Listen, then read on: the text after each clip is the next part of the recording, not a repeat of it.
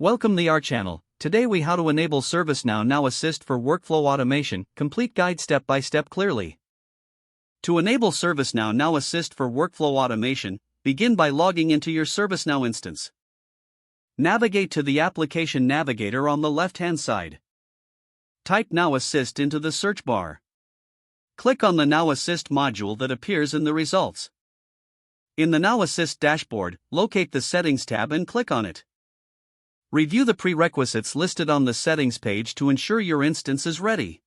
If your instance meets the prerequisites, click on the Enable Now Assist button. Once enabled, you will see a confirmation message indicating that Now Assist is active. Next, proceed to configure your workflow automation. Return to the Now Assist dashboard.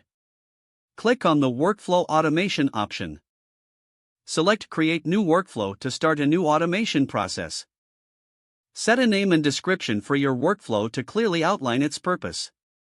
Define the triggers for your workflow by specifying the conditions that will prompt the automation.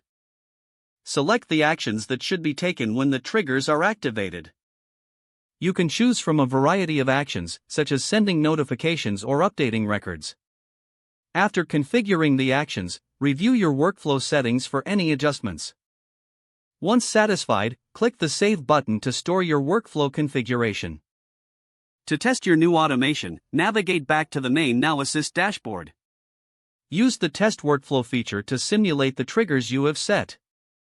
Monitor the results of your test to ensure everything works as expected. If adjustments are needed, go back to the workflow settings and make the necessary changes. Finally, document your workflow process for future reference and training purposes. Congratulations, you have successfully enabled and configured ServiceNow Now Assist for workflow automation. If the page does not load, refresh the browser or try again in a private or incognito window. Make sure you are using the correct email address, then retype it carefully to avoid small typos. If your password is not accepted, use the Reset option and create a new strong password you can remember.